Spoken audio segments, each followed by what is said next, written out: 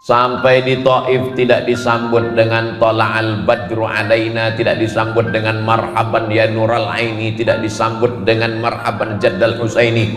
Dilempar pakai batu, kayu sampai kakinya berdarah. Ini juga tidak kondusif. Nabi kembali lagi dari Taif. Barulah yang ketiga hijrah ke Yathrib. Nama tempatnya Yathrib. Yathrib itu artinya negeri yang banyak penyakit, banyak hama, banyak kuman. Dirubah Nabi negeri itu menjadi Al-Madinah Al-Munawwarah. Apa pelajaran yang kedua dari kepemimpinan Nabi? Jangan mikirkan ego sendiri. Tempat lahir saya, nasab bapak kakek moyang saya, ini kenang-kenang. Enggak, hilangkan itu semua demi untuk kemaslahatan umat, kemaslahatan bersama. Jangan pikirkan tentang pribadi, keluarga, partai, golongan, tapi pikirkan untuk umat secara keseluruhan. Ini saya subuh ini kok rasa-rasanya pembekalan camat-camat dan bupati se-Indonesia ini sekarang. Hadiahkan untuk almarhumah ibu, almarhum ayah, kita dapat, orang tua pun dapat. Assalamualaikum warahmatullahi wabarakatuh. Bapak, ibu, abang, kakak, adik, sahabat jamaah dimanapun berada, ma'akal tafa'afnaita, makanan yang dimakan berubah menjadi kolesterol, diabetes, jantung, gula, dan lain sebagainya. Wa malabista fa'ablaita, yang dibelikan ke pakaian, busuk, lapu, ketinggalan zaman. Wa matasaddaqta fa'amdaita, yang diwakafkan, disedekahkan, itulah yang akan kekal abadi. Rumah besar hanya menjadi kenangan, lapuk, berlumut, tumbang, tinggal. Ada kelas yang dipakai para penghafal Quran, itulah yang kekal abadi mengalir pahalanya untuk kita. Hadiahkan untuk almarhumah ibu, almarhum ayah, kita dapat, orang tua pun dapat. Satu lantainya 4 kelas, totalnya 16 kelas. Tempat santri belajar. Yang sekarang santri belajar di asrama. Asrama bisa dibuat kelas, tapi nanti pindahkan ke kelas semua. Mari kita support pembangunan, kirimkan semen, batu bata, kerikil, pasir, besi, dan lainnya. Berkah selalu, barakallahu fikum. Wassalamualaikum warahmatullahi wabarakatuh.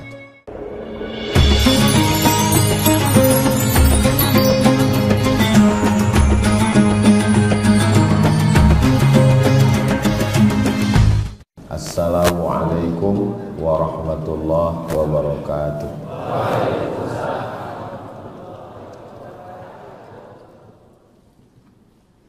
Kalau membeli daun salam, jangan dicampur dengan ragi. Yang semangat jawab salam bisa nikah sekali lagi.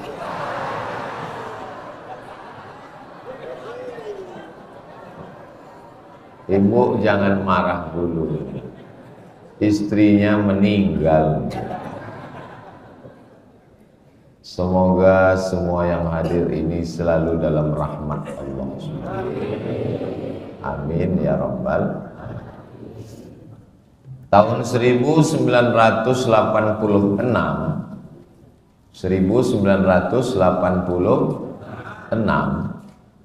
Ketua Muhammadiyah Tebet Timur itu sudah di Al-Azhar Kairo, Mesir. Saya masih kelas 4 SD. Itu poin pertama. Kedua, saat berdiri tadi beliau mengatakan ustazi, guru saya. Saya kelas 5 SD. Beliau di Kairo. Terus sekarang beliau bilang guru saya. Yang ketiga, beliau bilang kalau saya terkenalnya cuma di Tebet Timur. Kalau Ustadz Somad di mana-mana. 3 peluru itu dia tembakkan ke hati. Hampir meleleh air mata saya. Saya kalau diejek orang nggak tersentuh hati saya. saya bisa membalas. Tapi kalau dibuat begitu, saya hanya bisa menangis. Mudah-mudahan Allah sehatkan guru kita. Allah panjangkan umur. Sehingga nikmat berkahnya berlimpah buat kita semua, insyaallah. Pengurus Majelis Ulama Indonesia, Dewan Masjid, kalau Tuan pergi ke Mekah, jangan lupa beli sayur kubis. Kalau suara mikrofon sudah berubah, itu tanda waktu sudah mau habis. Saya pakai mic ini aja ya. Yang ini sudah agak lain suaranya. Hadirin hadirat, muslimin muslimat, pengurus Dewan Masjid Indonesia, Majelis Ulama Indonesia, Muhammadiyah, tokoh masyarakat, semua yang hadir ini dimuliakan Allah Subhanahu wa taala. Amin ya rabbal alamin. Judul yang diberikan ke saya adalah meneladani kepemimpinan dan akhlak Rasulullah sallallahu alaihi wasallam. Mudah-mudahan saya bisa menjelaskannya dengan baik. Allah menolong saya dan kita semua. Amin. Poin yang pertama, ketika Hajar Aswad itu dicopot dari sudut Ka'bah itu ada 4. Ada namanya rukun Syami karena mengarah ke negeri Syam. Ada namanya rukun Iraqi karena mengarah ke Irak. Ada namanya rukun Yamani karena mengarah ke Yaman. Enggak ada rukun Tibeti mengarah ke Tibet, enggak ada. Dan ada satu rukun namanya rukun Hajar Aswad. Rukun itu artinya tiang. Ada satu tiang yang di situ tuh ditempel Hajar Aswad. Nah, Hajar Aswadnya dicopot. Kenapa Hajar Aswad dicopot? Karena sedang renovasi Ka'bah. Jadi Ka'bah dan Masjidil Haram itu nggak pernah selesai, sampai sekarang masih renovasi. Sama seperti Masjid Al-Huda Muhammadiyah Tebet, masih renovasi. Jadi kalau ada nanti orang yang ngomong, apa ini Masjid Al-Huda Muhammadiyah ini kok nggak selesai-selesai? Jadi pengurus jawabannya sudah ada. Masjidil Haram aja nggak selesai. Jadi jamaah yang punya kelapangan rezeki, ibu-ibu karena kajian pagi mungkin lupa bawa uang, panitia menerima cincin, gelang, rantai, anting, karena semua itu tidak dibawa. Yang ngomong malah bapak. Untuk apa disimpan banyak-banyak? Toh pada akhirnya kita ninggal, dan kalau ibu meninggal, meninggalkan banyak perhiasan diambil oleh, nggak boleh suuzon. Lebih baik diwakafkan ke Masjid Al-Huda, ngalir pahalanya sampai hari kiamat, insya Allah. Amin. Panitia siapkan karung. Saya lihat mereka udah pada nyopot semua ini, nyopot sendal. Jadi ketika mau masang Hajar Aswad ini kepala suku sudah siap-siap semua, karena mereka siap-siap mau dipanggil pemasangan Hajar Aswad oleh suku Bani Tamim, oleh suku Bani Fulan, dan mereka sudah siap. Mereka ini kan silap dikit cabut pedang, perang, tombak, anak panah, masalah batas tanah, perang, masalah tersinggung, perang. Sudah mau perang ini. Siapa yang paling berhak? Oh, yang paling berhak kami karena kami Quraisy. Yang paling berhak kami karena kami nggak pelah karena perang. Yang paling berhak kami. Sampai akhirnya mereka sendiri sepakat. Kalau begitu gini, siapa nanti yang duluan masuk masjid, dia yang kita minta untuk meletakkan Hajar Aswad. Kita lihat besok pagi, siapa yang duluan masuk Masjidil Haram, datang ke samping Ka'bah, dia kita minta untuk meletakkan Hajar Aswad. Besoknya mereka lihat, pertama yang datang hari itu adalah Jangan kemana-mana, kita lanjutkan setelah yang satu. Gitu kalau kita lagi live TV. Ternyata yang pertama datang hari itu adalah Nabi Muhammad sallallahu alaihi wasallam. Dan mereka kepala-kepala suku ini sudah legowo berlapang dada. Kami sudah berjanji wahai Muhammad sallallahu alaihi wasallam, silakan kamu yang meletakkan Hajar Aswad ini. Andai sayalah yang pagi itu pertama datang. Lalu kepala-kepala suku itu mengatakan, Abdul Somad, kamulah yang layak meletakkan ini. Lalu saya ambil Hajar Aswad itu, langsung saya tempelkan dan saya katakan, akulah yang paling hebat di antara kalian. Tapi apa yang dilakukan Nabi Muhammad sallallahu alaihi wasallam hari itu? Nabi membukakan kain, lalu dia panggil kepala suku untuk memegang ujung-ujung kain itu. Dan Hajar Aswad diletakkan di tengah, dan dia minta semua untuk sama-sama mengangkat Hajar Aswad sampai ke tepi pojok tiang Ka'bah. Setelah mereka semua ngangkat, lalu Nabi mengambil Hajar Aswad dan menempelkannya ke dinding Ka'bah. Dan semua merasa senang. Kenapa? Karena nanti ketika masyarakat anak cucunya ditanya, siapa kemarin yang mengangkat Hajar Aswad? Saya ikut ngangkat. Begitulah kepemimpinan Nabi Muhammad sallallahu alaihi wasallam, mengayomi, merangkul, melindungi sehingga orang merasa. Makanya tadi saya di awal saya sebutkan ketua pengurus cabang Muhammadiyah, DMI Muhammadiyah, Dewan Masjid Indonesia, Majelis Ulama Indonesia, tokoh masyarakat. Sebetulnya mereka tidak minta sebut. Beberapa tokoh selalu ketika kata sambutan, kami tidak minta dihormati, tapi tolong hormati kami. Saya ini sebagai orang tua nih, saya sebagai orang tua. Lalu saya datang ke masjid sebagai jamaah. Saya nggak minta disebut dalam tausiah itu, nggak ada. Saya minta ke panitia. Tapi kalau dari awal sampai akhir penceramah yang hadir maulid di masjid dekat rumah saya itu, sekalipun dia nggak ada nyebut Abdul Somad, dalam hati saya, memang saya ini kurang viral apa?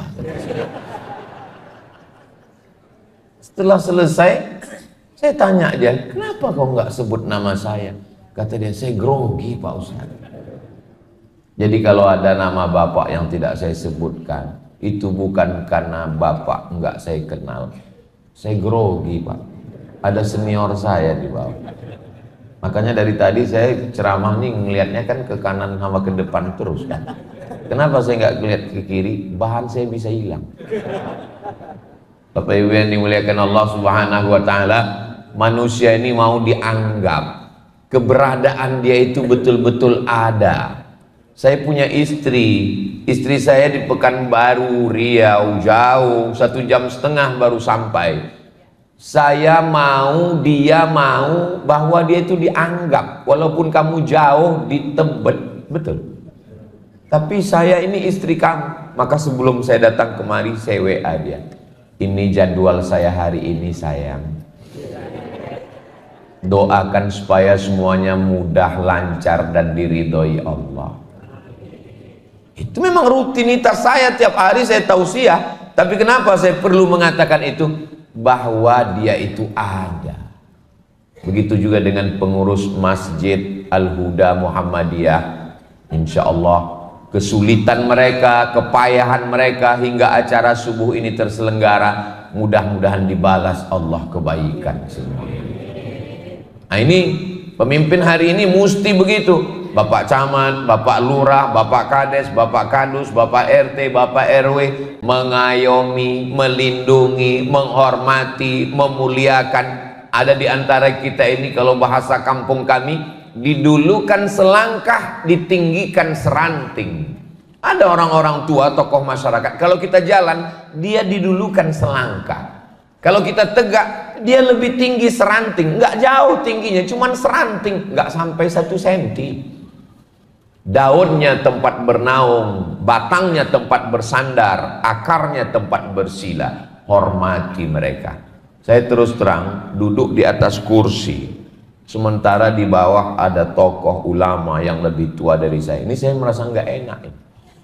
Tapi panitia udah nyiapkan kursi, sementara orang susah-susah nyari kursi. Jadi 10 jari saya angkat mohon maaf kepada Bapak Ibu guru saya semua. Sudikah Bapak Ibu memaafkan saya?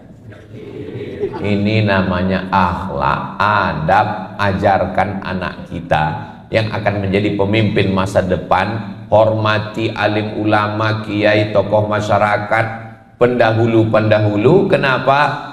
Kalau sudah tersentuh hatinya, sentuhlah dia tepat di hatinya, dia akan jadi milikmu untuk selamanya. So sweet. Langsung ada yang jawab, Ari Lasso Pak Ustaz. Saudara yang dimuliakan Allah Subhanahu wa Ta'ala, itu poin yang pertama. Itu gaya-gaya kepemimpinan Rasulullah SAW.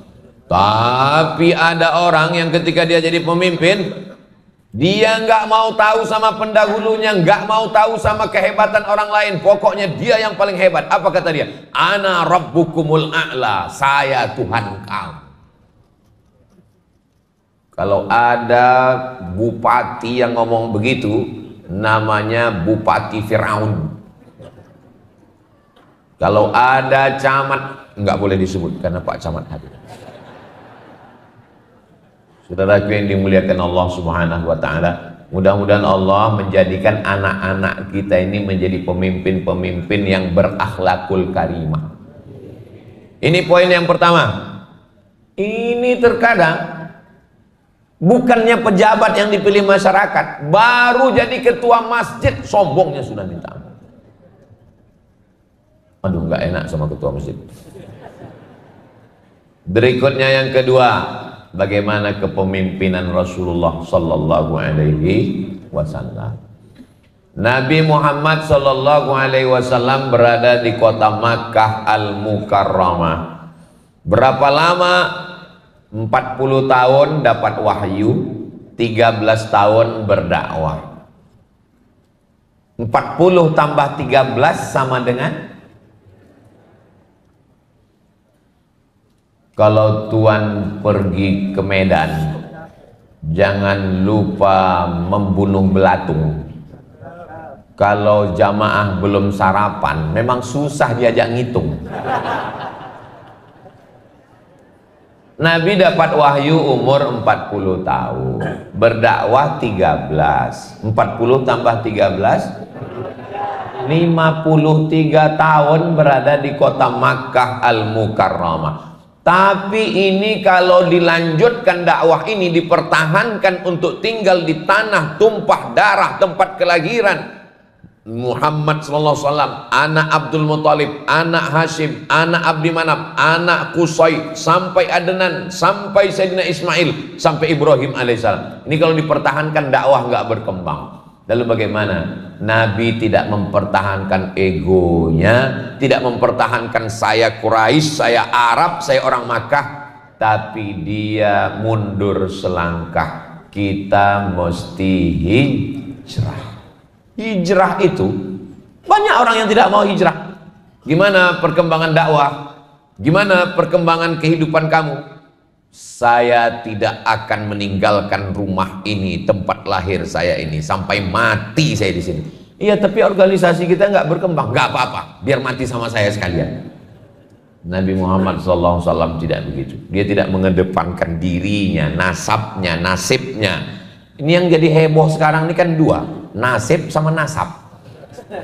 Nabi SAW dengan lapang dada, dan hijrahnya nggak langsung tempatnya jelas. Hijrah yang pertama dikirim Ja'far bin Abi Thalib ke satu daerah jauh dari Makkah. Dari Makkah turun ke bawah Yaman, dari Yaman nyebrang Laut Merah, Djibouti. Dari Djibouti naik lagi ke atas, namanya Habasyah. Habasyah itu sekarang dikenal dengan Ethiopia. Ibu kotanya namanya Addis Ababa. Ustadz kok tahu? Saya pernah ke sana. Ngapain Ustadz ke Ethiopia? Transit. 2019 Saya mau ke Sudan. Sudan sedang perang. Pesawat Dubai nggak masuk, pesawat Saudi nggak masuk. Saya nanya, pesawat apa yang berani masuk ke Sudan? Cuman satu pesawat, Pak Ustaz. Pesawat apa? Ethiopia Airlines. Saya terbayang orang-orang yang kurus nggak makan. Wah, Ethiopia, kan ada dulu lagu Ethiopia, nggak boleh nyanyi di masjid. Terbayang saya. Akhirnya jam 5 subuh kami landing di Addis Ababa, Ethiopia. Saya lihat, memang hitam Afrika ini. Rupanya masih malam. Habis sholat subuh saya di airport Addis Ababa, Ethiopia, terbit matahari. Kami pun langsung melanjutkan penerbangan. Buka jendela pesawat, ternyata Ethiopia itu cantik, hijau kotanya, bangunannya megah. Jadi kalau saya ditanya, Ustaz pernah ke Habasyah tempat hijrahnya Nabi? Pernah, tapi nggak keluar airport, orang transit. Insya Allah panjang umur, sehat badan, nanti kita bisa sampai ke sana insya Allah. Ongkos tanggung masing-masing. Tapi ternyata hijrahnya cuman sahabat Nabi, Nabi nggak ikut. Nama rajanya Najasyi. Siapa nama rajanya? Najasyi. Najasyi melindungi sahabat Nabi Ja'far bin Abi Thalib dan rombongan. Lalu kemudian mereka kembali lagi. Kurang kondusif untuk hijrah, mereka kembali. Kenapa Nabi tidak hijrah ke Habasyah? Banyak analisa. Di antara analisanya, tidak boleh ada dua matahari kembar. Karena kalau Nabi sampai ke Habasyah, nanti yang jadi raja sebenarnya siapa? Berarti Nabi nggak bisa jadi penguasa karena ada Najasyi. Berarti Nabi cuman orang yang dapat suaka politik. Nggak boleh begitu. Kalau berkuasa mesti berkuasa powerful. Tidak boleh dicelah ketiak Najasyi. Kenapa? Ya tahu sendiri gimana rasanya di bawah ketiak. Harus berkuasa, betul-betul berkuasa. Maka Nabi tidak hijrah. Nabi tidak pernah menyebutkan itu, nggak ada hadisnya, ayatnya pun nggak ada. Itu analisa para ulama kenapa Nabi tidak hijrah. Tapi Nabi berterima kasih kepada Najasyi. Ketika dapat kabar bahwa Najasyi meninggal, Nabi kumpulkan semua sahabat, mereka melaksanakan sholat. Namanya sholat ghaib. Kalau saya nanya dalam ceramah saya, jamaah nggak perlu merasa tertekan, stres, depresi. Karena saya kalau ceramah nanya, itu saya jawab sendiri. Maka mereka melaksanakan sholat, namanya sholat nggak usah dijawab, saya jawab sendiri. Sholat ghaib. Itulah kronologis sholat ghaib. Kenapa ghaib? Karena Nabi sholat di Madinah, sedangkan jenazahnya di Ethiopia. Makanya kalau ada jamaah kita yang sering nggak ikut pengajian, berarti dia jamaah. Suami ibu mana? Kok nggak pernah kelihatan? Oh, ibu. Itu namanya suami online. Nah, lalu kemudian Nabi tidak putus asa, hijrah lagi. Kemana beliau hijrah yang kedua? Nggak pakai sendal, nggak naik unta, nggak naik kuda, nggak naik keledai. Mereka jalan kaki menuju Taif. Sampai di Taif tidak disambut dengan Tola'al Badru Alaina, tidak disambut dengan marhaban ya Nural Aini, tidak disambut dengan marhaban Jaddal Husaini. Dilempar pakai batu, kayu, sampai kakinya berdarah. Ini juga tidak kondusif. Nabi kembali lagi dari Taif. Barulah yang ketiga, hijrah ke Yathrib. Nama tempatnya Yathrib. Yathrib itu artinya negeri yang banyak penyakit, banyak hama, banyak kuman. Dirubah Nabi negeri itu menjadi Al-Madinah Al-Munawwarah.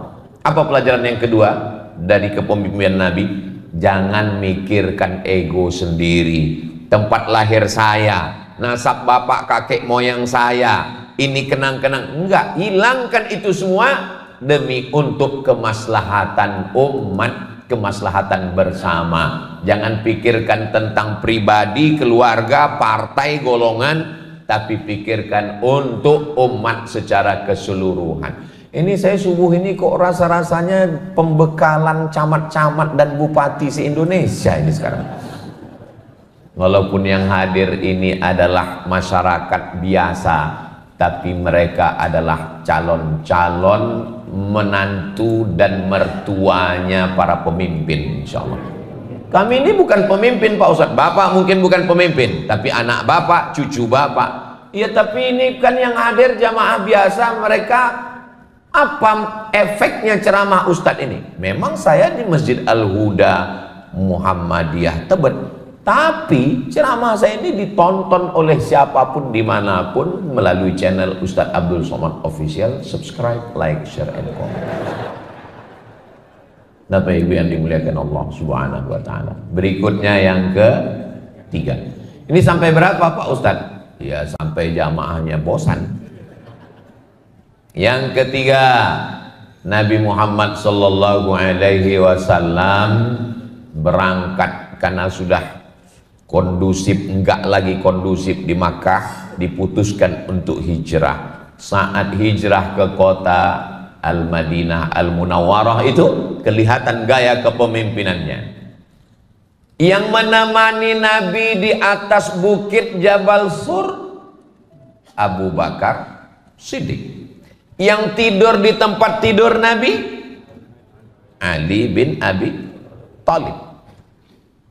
Abu Bakar teman, Ali sepupu. Kalau kami di kampung bukan sepupu, kalau ayah saudara kandung namanya sewali. Kenapa sewali? Karena kalau ayah ninggal, kakek ninggal, dia bisa mewalikan nikah. Ayah ninggal, kakek ninggal, kakak ayah ninggal, adik ayah ninggal, saudara kandung ninggal, maka saudara yang ayahnya adik kakak ini bisa mewalikan nikah, maka disebut saudara sewali. Tapi banyak yang nggak tahu istilah ini, dia kata sepupu. Oke lah, kita ikut aja kesalahan itu, nggak apa-apa. Itu saudara kamu apa? Sepupu. Saudaranya gimana? Kakak saya dengan kakak dia, kakak-kakak.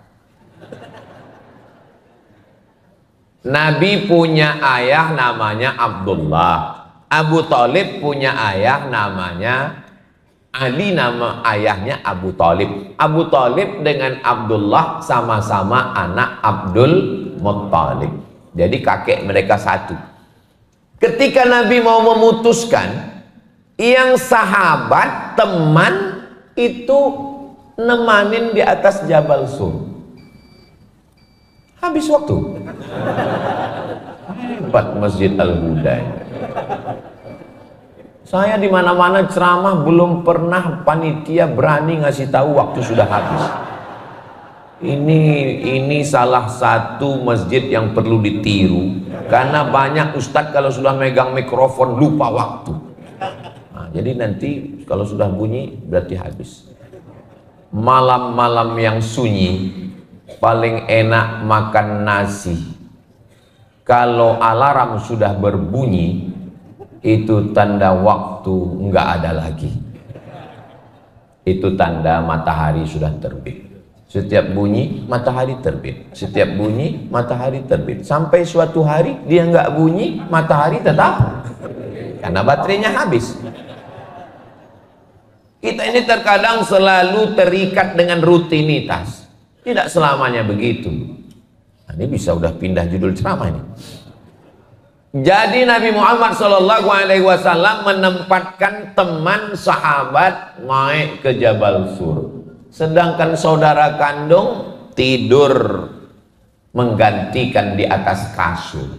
Pertanyaannya, Nabi ini nggak fair.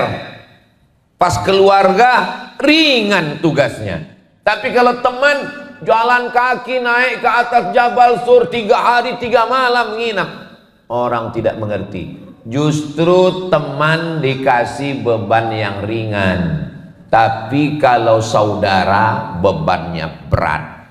Apa beratnya Pak Ustadz? Kan tinggal tidur di tempat tidur Nabi. Memang tugas Sayyidina Ali tidur di tempat tidur Nabi. Tapi kalau kafir musyrik itu nggak buka selimut, 14 pemuda dari semua suku menebaskan pedang di tempat yang sama 1 kali tebas.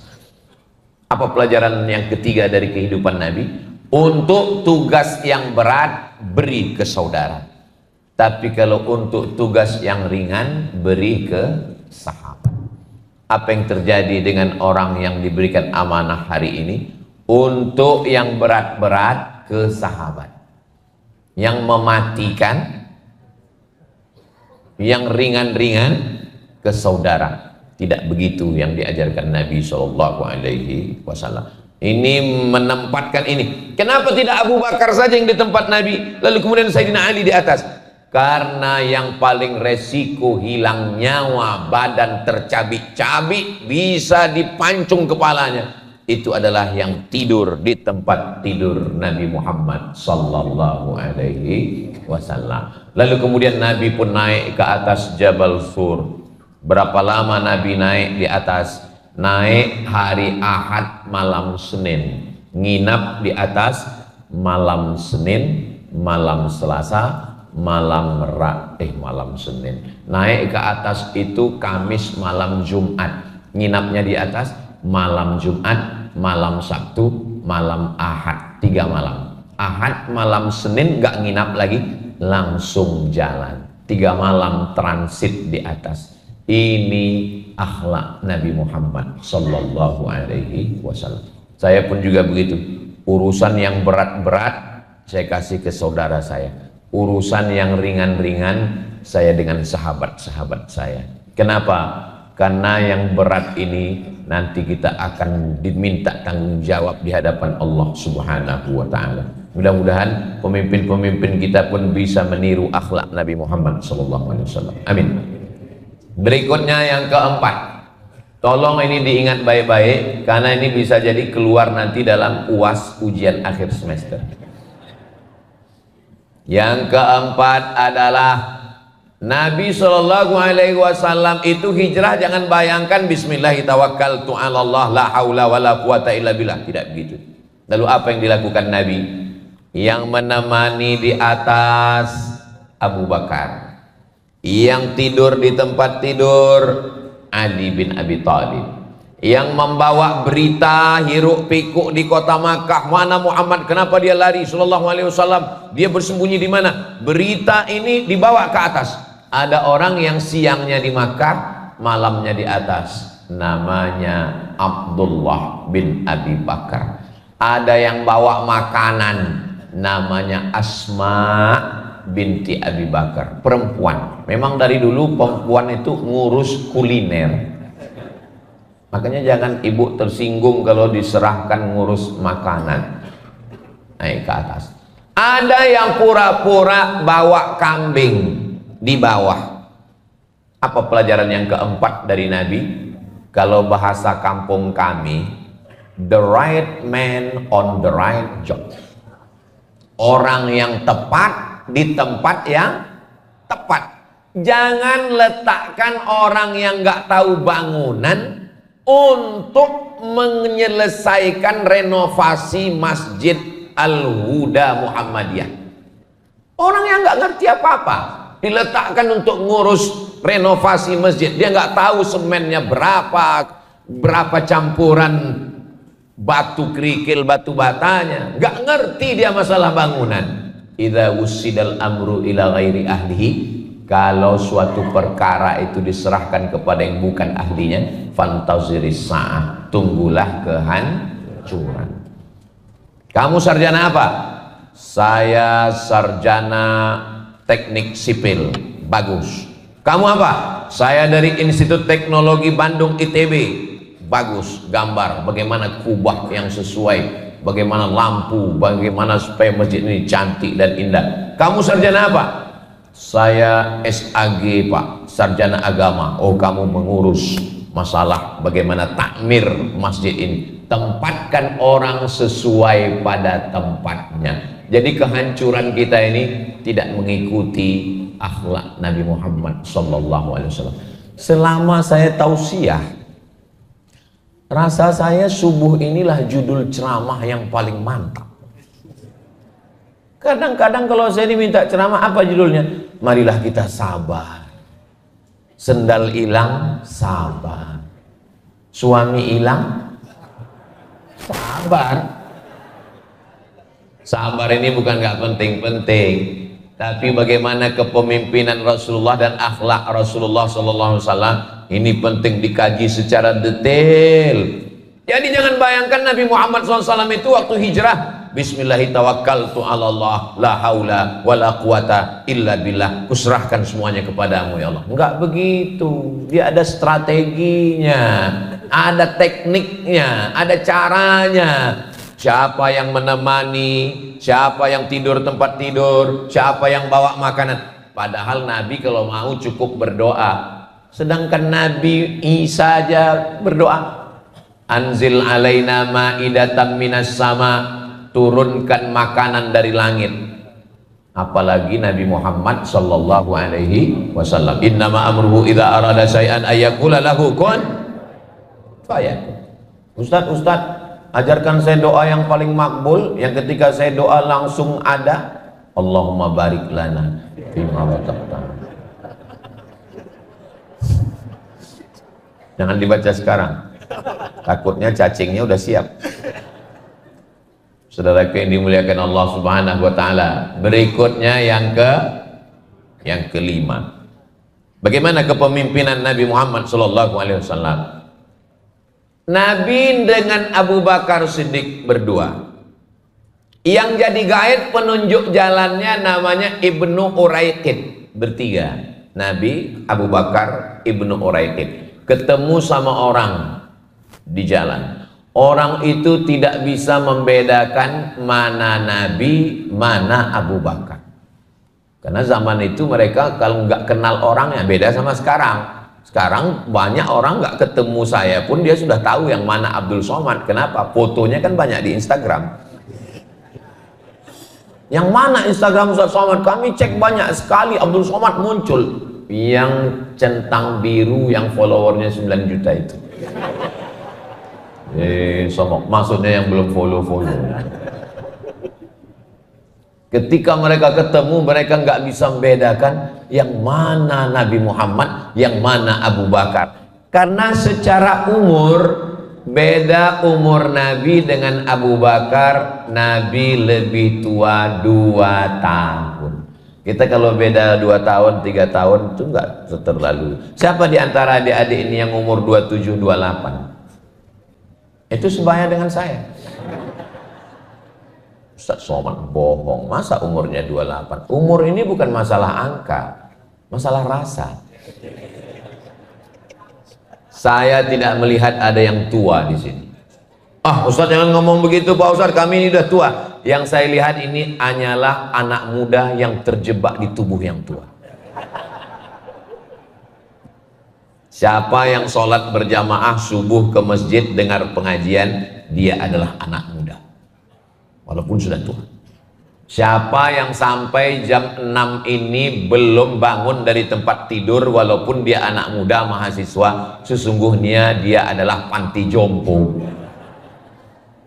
Maka semua yang hadir, Sumpah Pemuda. Sumpah Pemuda itu isinya anak muda atau orang tua? Ya nggak tahu. Enggak, anak muda semua, tapi semangatnya muda. Ini sekarang anak-anak muda ini, Adinda, lautan kan kuseberangi, bukit kan kudaki, Masjid Al-Huda kulewati. Muda apanya ini?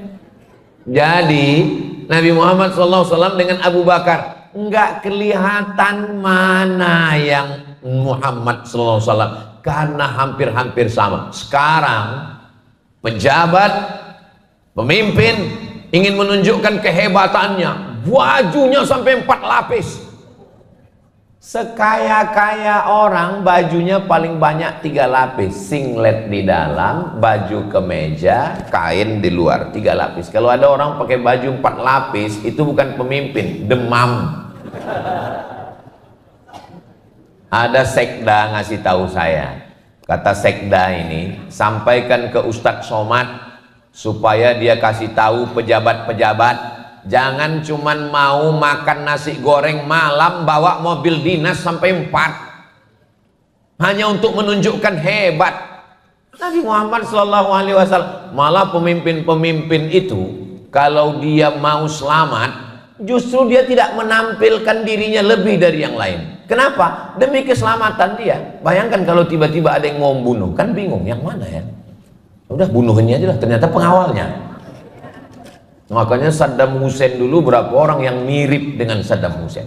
Makanya Bapak pun diantara kami, coba lihat, saya, Ustadz Qurtubi, Mas Faiz, bentuk badannya sama, bajunya juga sama, kurusnya juga sama.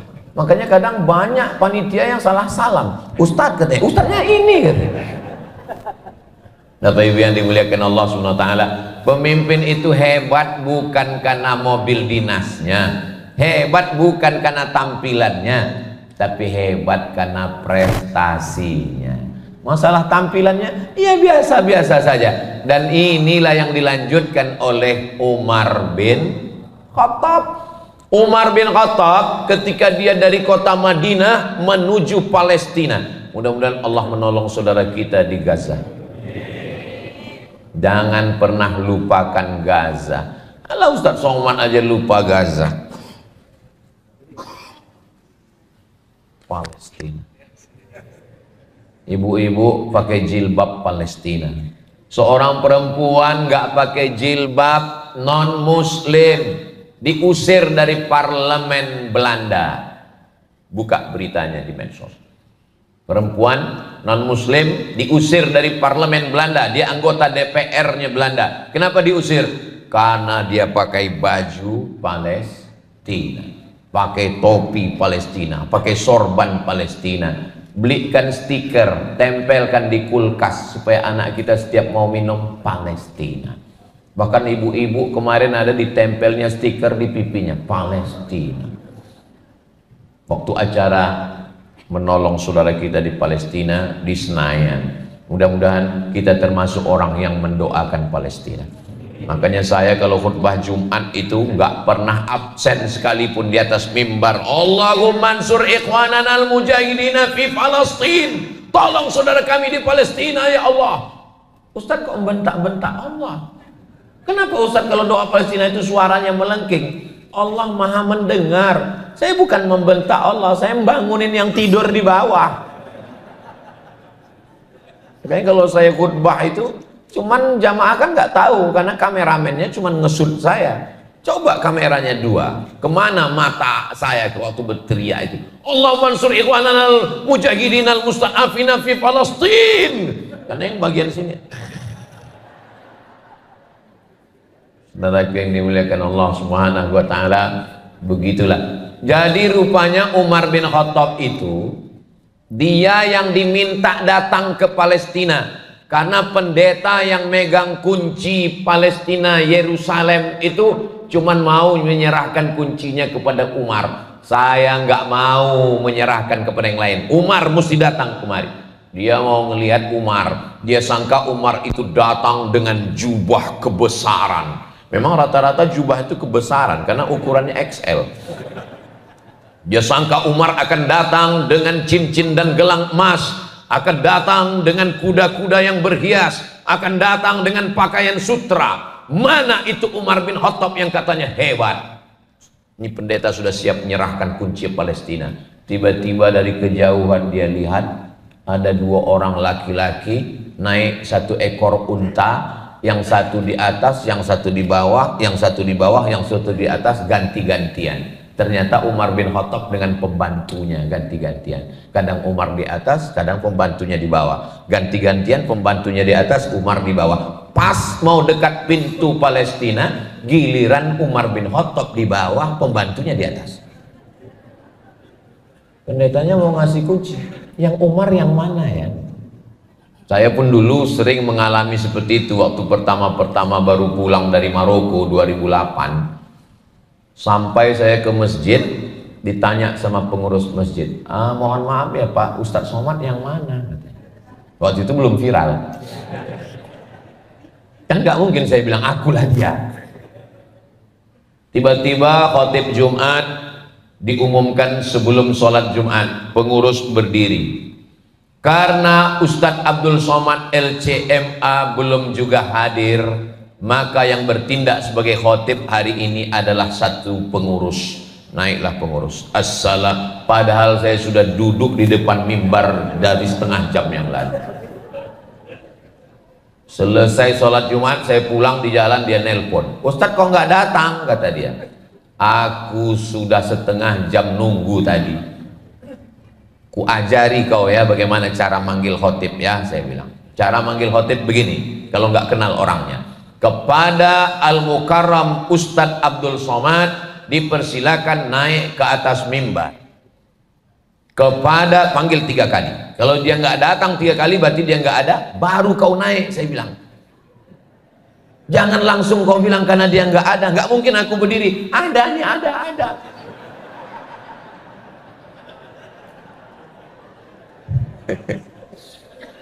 Saya suatu kali ceramah ke satu masjid, satu daerah dari Pekanbaru ke Rokan Hulu.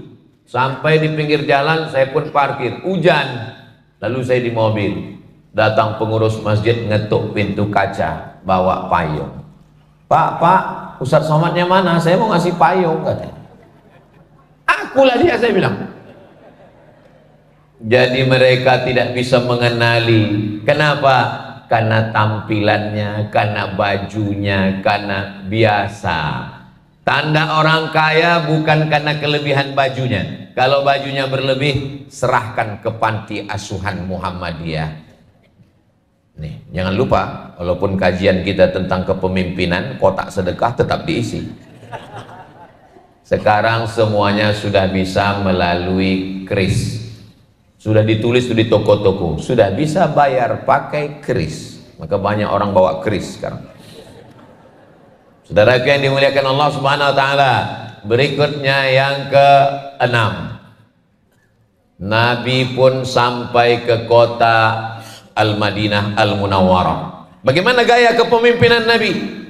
Dia kumpulkan Al-Muhajirin yang datang dari Makkah, dikumpulkan yang ada di Madinah, namanya Ansor, dipersaudarakan. Hai Muhajirin, hai Ansor, kamu bersaudara. Ternyata orang Ansor ini berperang, sesama Ansor. Nama sukunya 2, Aus dan Khazraj. Bukan Haus, Aus. Makanya kalau ngaji itu kalau dengar betul, kalau tidur betul. Jangan antara tidur, nanti pulang ditanya sama anaknya, apa aja Pak yang suku di Madinah itu? Haus sama lapar. Aus dan Khazraj. Aus dengan Khazraj berperang, diabadikan dalam Al-Quran. Wadhkuru ni'matallahi alaikum. Ingatlah nikmat Allah kepada kamu. Idh kuntum a'daan, ketika kamu berperang, berkelahi, bermusuhan.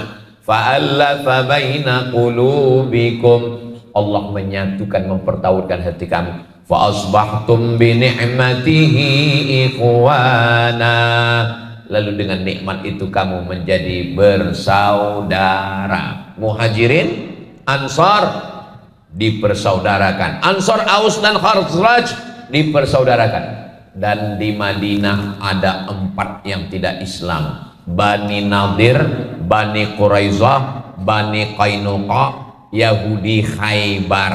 Jadi kalau begitu berapa komunitas? Muhajirin, Ansar, Aus, Khazraj, Bani Nadir, Bani Quraizah, Bani Qainuqa, Khaybar. Dipersaudarakan semuanya. Kita yang ada di kota Madinah, apa ini namanya sekarang? Rekonsiliasi. Dan kita pun sekarang berada di Tebet ini ada orang Betawi tentu saja, penduduk asli, ada orang dari Jawa, ada orang Sumatera. Saya dari Sumatera. Ada saudara kita dari Bubuhan Kalimantan, ada saudara kita dari Bugis Makassar Aga Kareba, ada saudara kita dari Papua. Maka pemimpin mengayomi, melindungi, rekonsiliasi. Begitu gaya kepemimpinan Nabi Muhammad sallallahu alaihi wasallam. Jadi kalau ada orang mengatakan Nabi Muhammad itu radikal, Nabi Muhammad itu rasis, yang tidak Islam dipancung kepalanya, kamu kurang piknik guys. Bacalah kitab Ar-Rahiq Al-Maktum Syekh Safiur Rahman Al-Mubarakfuri, 12 pasal piagam Madinah. Orang Yahudi yang ada di Madinah dijaga oleh orang Islam. Kalau ada orang kafir musyrik dari Makkah menyerang Madinah, maka orang Islam dan Yahudi bergandeng tangan sama-sama membela Madinah. Kalau ada peperangan, biaya perang ditanggung oleh orang Islam dan orang Yahudi bersama-sama. Sampai akhirnya 2 tahun hidup bersama, Yahudi berkhianat. Maka Yahudilah yang terusir karena pengkhianatan. Ini mesti dipahamkan anak kita dengan sejarah ini. Jangan sampai kita tidak bisa membela Islam karena kita tidak mengerti sejarah. Tapi belajar tentang Nabi Muhammad dalam 60 menit. Ustaz Somad kan ceramahnya 60 menit ya. Tolong ceritakan tentang Nabi Muhammad 63 tahun dalam 60 menit. Bahasa Arabnya mustahil. Saya hanya bisa bercerita kepingan-kepingan poin-poin penting. Makanya kalau ada ustadz kita, guru kita, kiai kita yang ngajar di Masjid Al-Huda Muhammadiyah ini tentang sirah, tentang sejarah Nabi, ikuti. Paling tidak dalam 1 bulan sekali. Syukur-syukur bisa 1 pekan sekali. Kenapa? Untuk mengenal Nabi Muhammad SAW. Tak kenal maka tak sayang. Tak sayang maka tak ngutang. Berikutnya yang ke-7.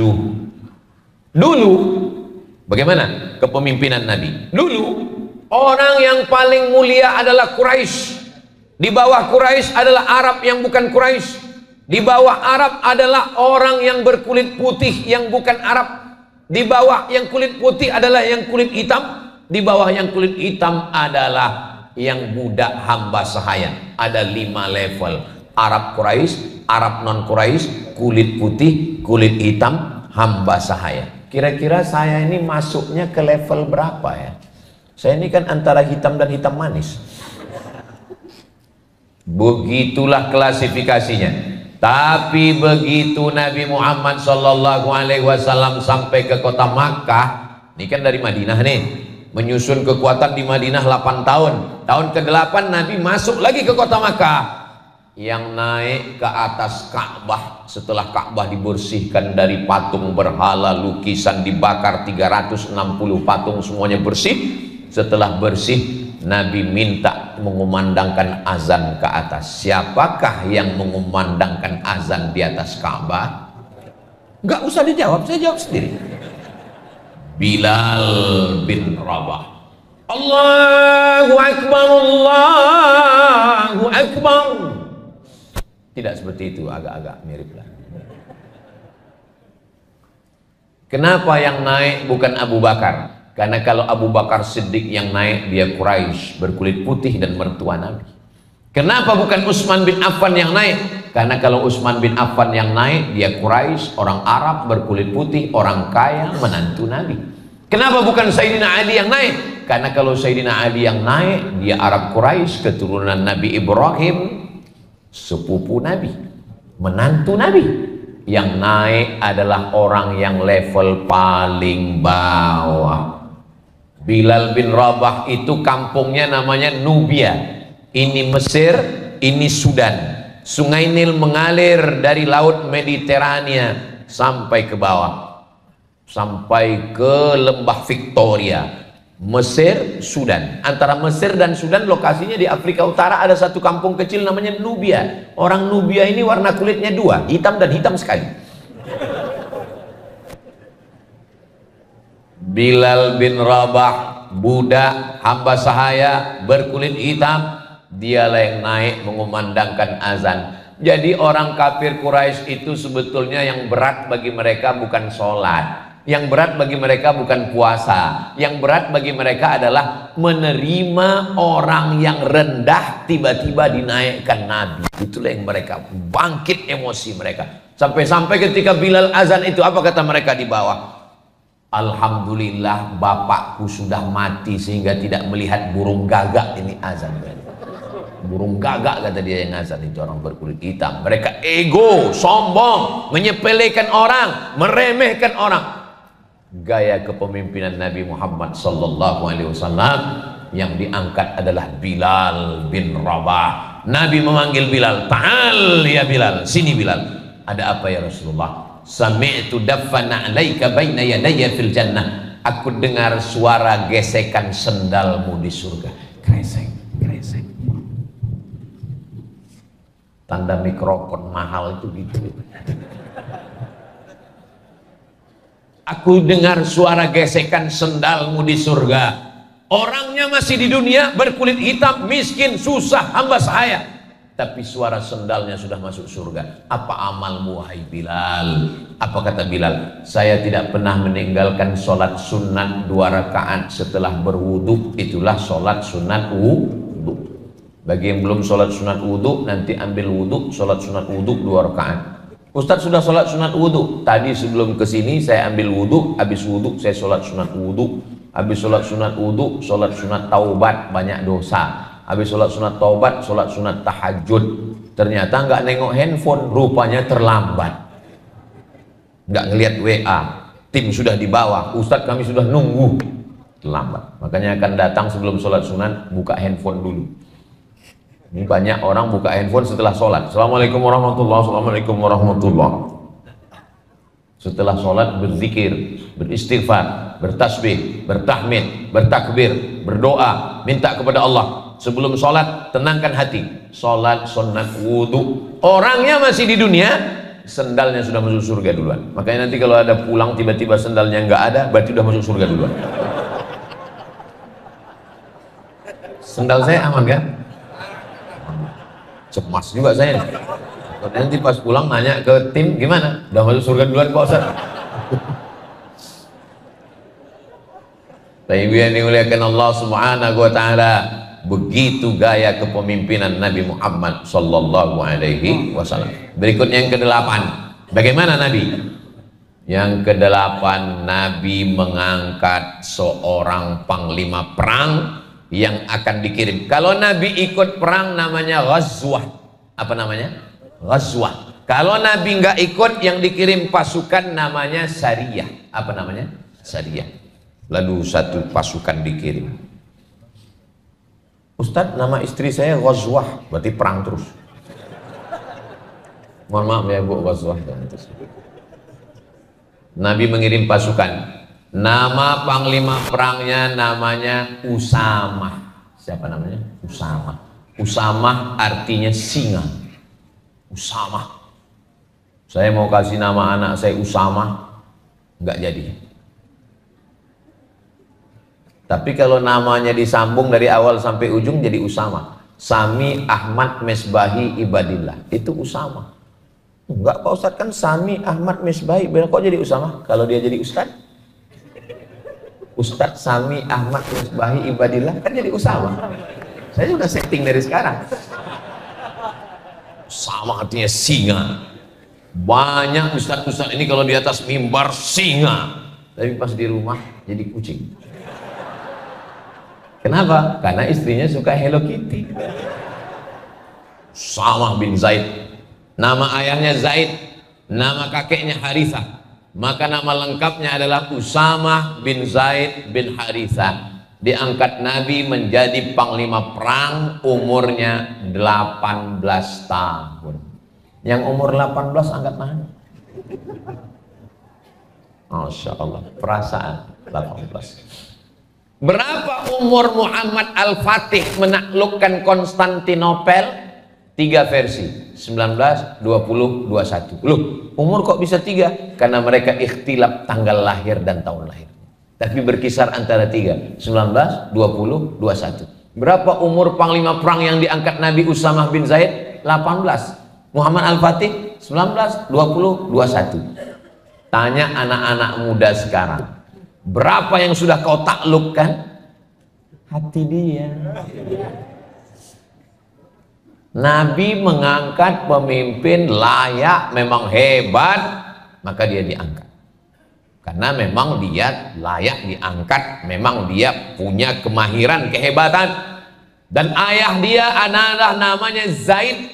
Zaid ini punya ayah namanya Harithah. Inilah laki-laki yang dulu pernah dipanggil namanya Zaid bin Muhammad. Zaid bin Muhammad, karena Zaid anak angkat Nabi Muhammad SAW. Turun ayat, maka Muhammadun aba ahadim mir rijalikum. Muhammad bukan bapak kamu, walakin Rasulullah, dia adalah Rasul utusan Allah, wa khataman nabiyyin, penutup para nabi.